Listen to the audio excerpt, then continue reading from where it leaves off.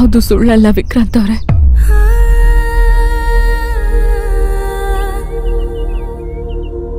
ನಿಮ್ಗೆ ಭಾವನೆಗಳೇ ಇಲ್ಲ ಅಲ್ವಾ? ಇನ್ನೊಬ್ರ ಜೀವನನ ಎಷ್ಟು ಈಸಿಯಾಗಿ ತಗೋತೀರಾ? ವಿಕ್ರಾಂತ್ ಅವರೇ, ಯಾಕೆ ನನ್ನ ಮಾತನ್ನ ಅರ್ಥ ಮಾಡ್ಕೋತಿಲ್ಲ? ನನಗಲ್ಲ ಪಲ್ಲವಿಯವರೇ ಅರ್ಥ ಆಗದಿರೋದು, ನೀವು ತುಂಬಾನೇ ಸ್ವಾರ್ಥಿ. ನಿಮಗೆ ಭಾವನೆಗಳೇ ಇಲ್ಲ. ನಿಮ್ದು ವ್ಯಾವಹಾರಿಕ ಮನಸ್ಥಿತಿ. ಎಷ್ಟೇ ಆದ್ರೂ ಡಿಸಿ ಅಲ್ವಾ? ನೀವು ಡಿಸಿನೇ ಅಲ್ವಾ? ಆದ್ರೆ ನನಗೆ ನಿಮ್ ತರ ಮನಸ್ಥಿತಿ ಇಲ್ಲ. ಭಾವನೆಗಳಿಗೆ ಬೆಲೆ ಕೊಡ್ತೀನಿ. ಆದ್ರೆ ನೀವು ಅದೇ ಭಾವನೆಗಳಿಂದ ನನ್ನ ಹೊರಗಿಡ್ತಾ ಇದ್ದೀರಾ. ಎಲ್ಲ ಬಿಸ್ನೆಸ್ ಡೀಲ್ ತರ ಆಗೋಗಿದೆ ಅಲ್ವಾ ನಿಮ್ಗೆ? ಏನೇನೋ ಹೇಳ್ಬಿಡಿ ವಿಕ್ರಾಂತ್ ಅವ್ರೆ, ಆತರ ಎಲ್ಲ ಏನೂ ಇಲ್ಲ. ನನ್ ಮಗಳು ಒಪ್ತಿಲ್ಲ, ಅದು ಒಂದೇ ಕಾರಣ. ಅದು ಬಿಟ್ರೆ ನನಗೂ ನಿಮ್ಮೇಲ್ ಭಾವನೆಗಳಿದೆ. ಎಷ್ಟು ಸಿಂಪಲ್ ಆಗಿ ಹೇಳ್ಬಿಟ್ರಿ ಅಲ್ವಾ? ಅನುಗೆ ಒಬ್ಬ ತಂದೆ ಬೇಕಿತ್ತಂತೆ, ಅದಕ್ಕೆ ನಾನು ಇಷ್ಟ ಅದೇ ನನ್ನ ಮದುವೆ ಆಯ್ತ್ರಿ. ಈಗ ಅನುಗೆ ನಾನ್ ಬೇಡುವಂತೆ, ಅದಕ್ಕೆ ನಿಮಗೂ ನಾನ್ ಬೇಡ. ಅನು ಈಗ ತ್ರಿವಿಕ್ರಮ್ನ ತಂದೆ ಅಂತ ಒಪ್ಕೊಂಡಿದ್ದಾಳಲ್ಲ, ಹಾಗಂತ ಅವ್ರನ್ನೇ ಮತ್ತೆ ಮದುವೆ ಆಗ್ತೀರಾ?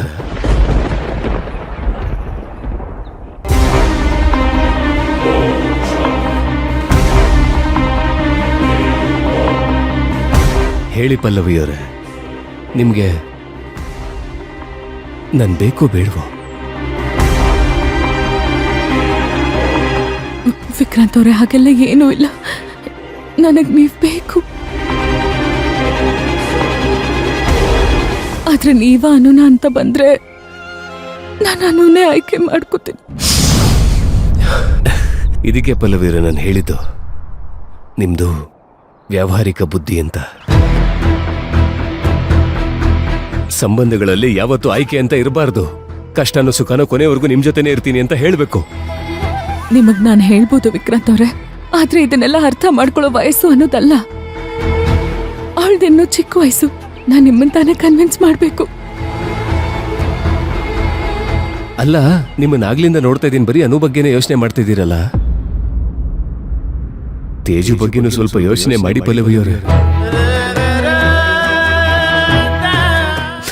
ಅವನಿಗೆ ನನಗೆ ಏನು ಅಂತ ಉತ್ತರ ಕೊಡ್ಲಿ? ಅನುಗ್ ಮಾತ್ರ ಭಾವನೆಗಳಿರೋದಾ? ತೇಜುಗಿಲ್ವಾ? ಇಂಥ ಮೋಸ ಮಾಡೋದಕ್ಕೆ ಹೇಗಾದ್ರೂ ಮನ್ಸು ಬಂತು ಪಲ್ಲವಿಯವರೇ? ಯಾಕಿಷ್ಟು ಸ್ವಾರ್ಥಿ ಆಗೋದ್ರಿ?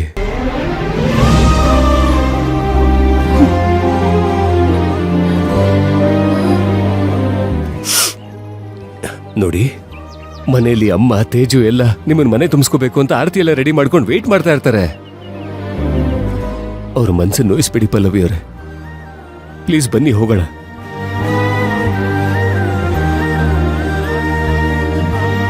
ಅನು ಒಪ್ಕೊಳ್ದೆ ನಾನು ಹೇಗ್ ಬರ್ಲಿ ವಿಕ್ರಾಂತ್ ಅವ್ರೆ?